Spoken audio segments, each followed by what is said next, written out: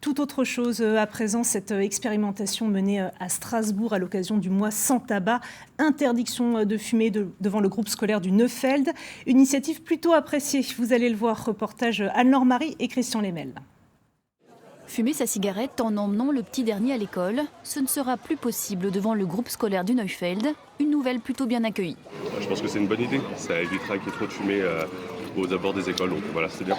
Après un espace sans tabac, pourquoi pas, oui. Et je suis fumeur.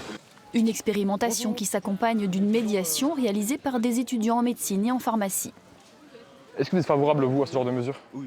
Une mission de 3 semaines, et Tan, en 5e année, y est particulièrement sensible. J'ai des parents qui sont fumeurs, ça a été longtemps compliqué. Et bon, on a eu des maladies dans la famille, par exemple, où il y a eu des problèmes par rapport à ça. Et si on peut éviter justement que ça se reproduise ailleurs, ça m'arrangerait que d'autres gens ne vivent pas la même chose. Le tabac est en effet la première cause de cancer évitable. Ces espaces sans tabac sont donc le cheval de bataille de la Ligue contre le cancer depuis une dizaine d'années déjà, l'idée étant d'accompagner le fumeur, pas de le culpabiliser.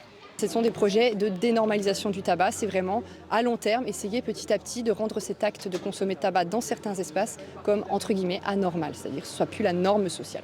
En partenariat avec la ville de Strasbourg, 123 espaces ont déjà été labellisés, les parcs, jardins et aires de jeux notamment.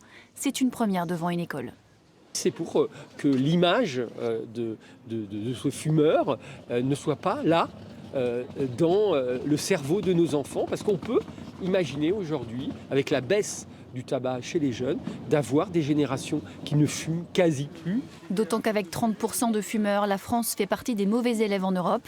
Alors si l'expérimentation devant l'école du Neufeld est concluante, la mairie de Strasbourg pourrait l'étendre à tous les groupes scolaires de la ville.